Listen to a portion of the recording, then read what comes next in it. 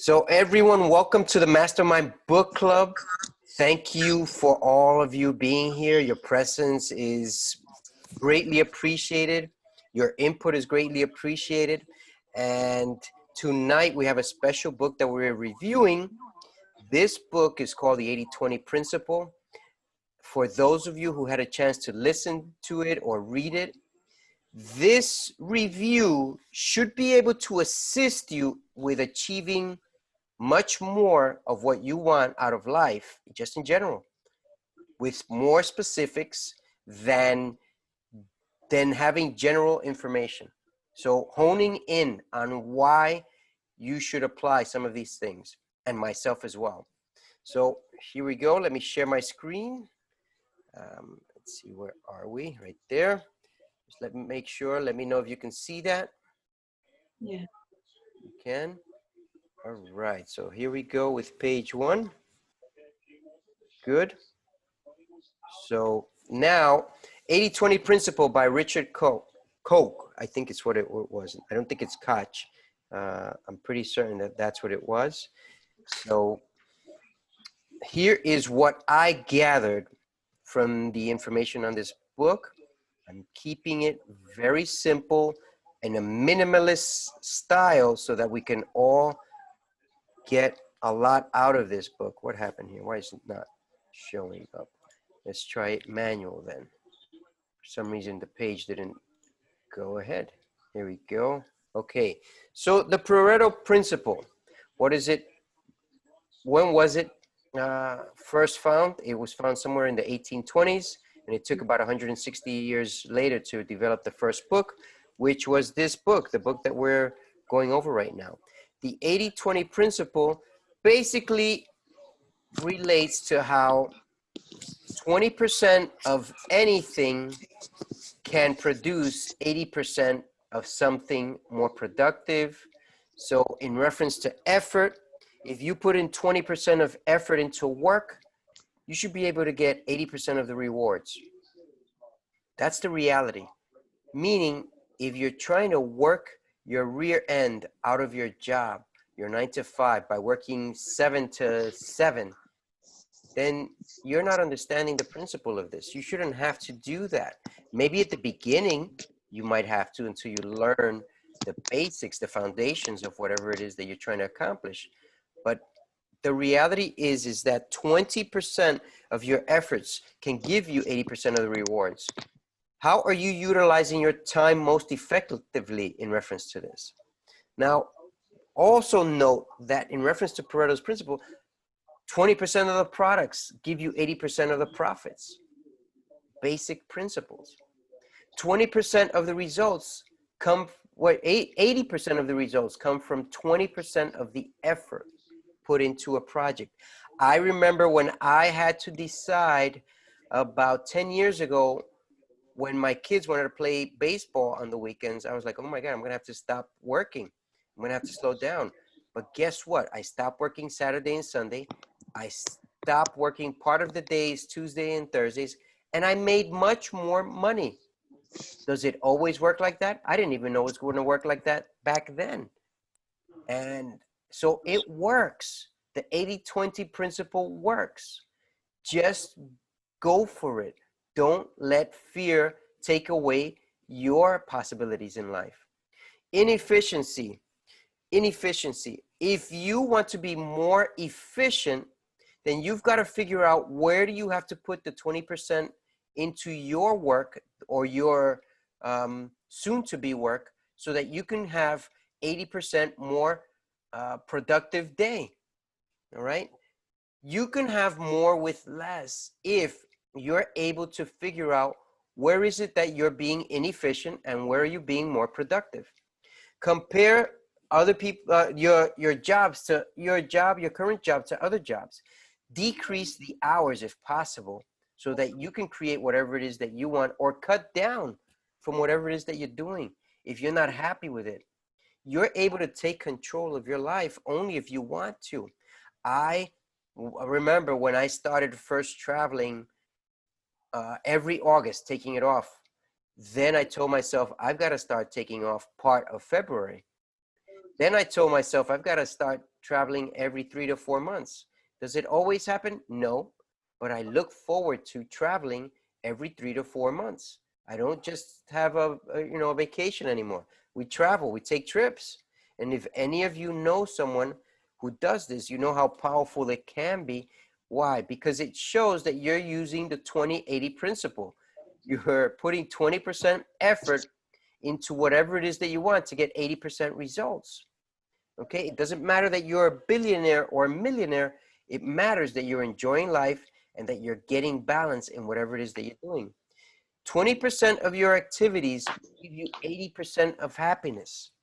20% of the activities that you're currently doing will give you 80% of the happiness. Are you taking time out for the kids? Sometimes I do, sometimes I don't. I'm a little bit guilty. I should take out a little bit more. I take out more time on the weekends. I've posted whenever I go for a run, sometimes when I meditate, and and on the weekends when I go hiking. I think I posted the last time I was going to go hiking here last weekend. So some of you reached out to me and said you couldn't make it, but that's the way it happens. The reasonable person versus the unreasonable person. What's the difference? The unreasonable person wants the world to change for him. The reasonable person changes for the world. We're going through some difficult times right now for most people. For me, it's not difficult. I said that word because it's being thrown around, but I don't think it's difficult. I don't think it's unreasonable. The world is changing, but I'm changing with the world. You're changing with the world. However, it depends on you if you think it's unreasonable or if it's reasonable. I don't know how you've seen it. Most people will look at it on a negative aspect. Why? Well, what's to gain from looking at it negatively? Remember the 20 to 80 principle. If you are reasonable with the world, then the world will open its arms, will embrace you, will give you fresh air, will give you plenty of opportunities. Why would you think of it any other way? Why would you doubt yourself? Believe in you. I believe in you. I believe that you can make it, that you should be able to acquire whatever it is that you want. Work versus invest. Now, this is very, very important. Key here. Why? Everyone's been told to save at least 10%. At least 10% in savings. Now, Pareto says try to save 10 to 20%. But don't just save it, invest it. Why? Because he invested his 10 to 20%. And he got 80% of his income from his 20% investment. He invested in the stock market. He invested in one specific stock. Most of us will have a portfolio and we'll have diverse stocks. Well, he just picked one. He picked it very closely. Very, very risky to put all your eggs in one basket. He did it. He was bold. He was brave enough. And he flourished. He got the returns he wanted. If you listened to this book, you would have heard his own testimony, how he successfully turned around his money. And he was making more than his actual work was producing for him. Remember to choose your basket carefully when you're investing versus having conventional wisdom, which tells you diversify. Now, there are two very important points here in this book. One of them I mentioned already, which is work versus investment. If you're getting that 10 to 20%, invest it. You don't have to invest it in the stock market. You can invest it in a house that you want to rent out. You could invest it in some vacation property. You can invest it in, in a life insurance or a 401k or so on. If you need advice on that, just send me a direct message and we can assist you with all of that. I'm licensed in insurance, and I also train people to become financial professionals, as well as I invest, I day trade, and some of you day trade that are listening here. What's the last and most important thing is focus. You've all heard of focus. You've all been told to focus in on what is it that you want, but this is what none of us have been told, okay? This is very important. And this is beyond this book.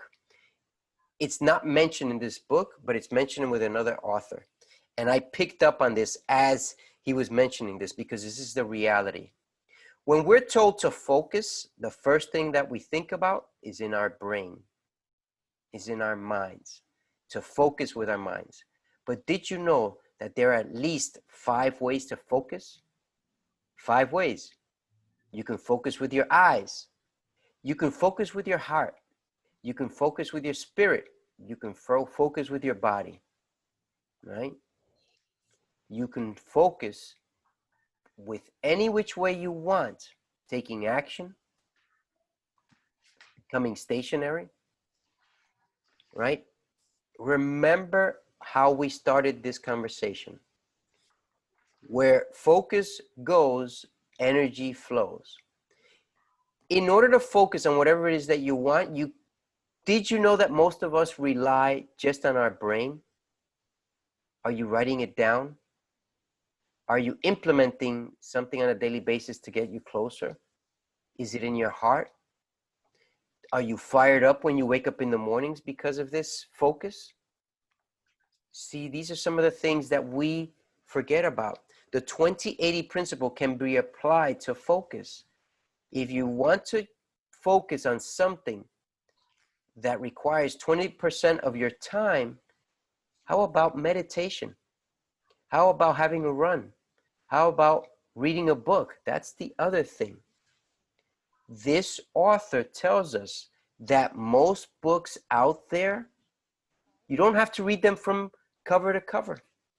All you have to do is read the introduction, read the conclusion, read the introduction again.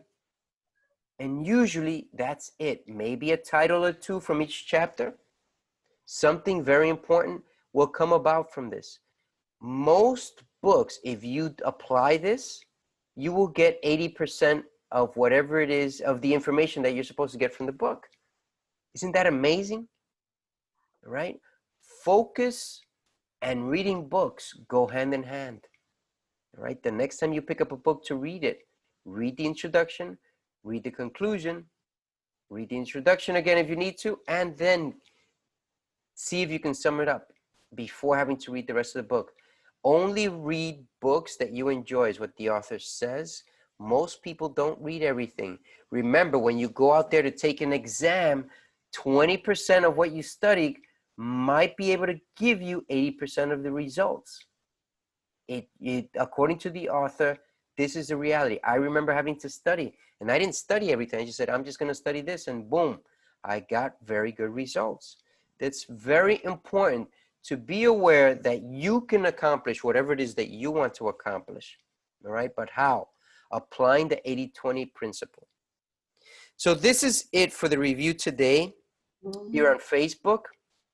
And I know that I have a group here on Zoom that, although they can comment, I don't think that the people on Facebook can hear, but we're going to try and see if there's any quick responses or questions or comments from the group or anyone who's on live who wants to chat in and text in whatever their questions are. Right now, we're going to give you like 3 to 5 minutes. So anyone quickly want to have a question or a comment that they quickly want to run by us in reference to this review?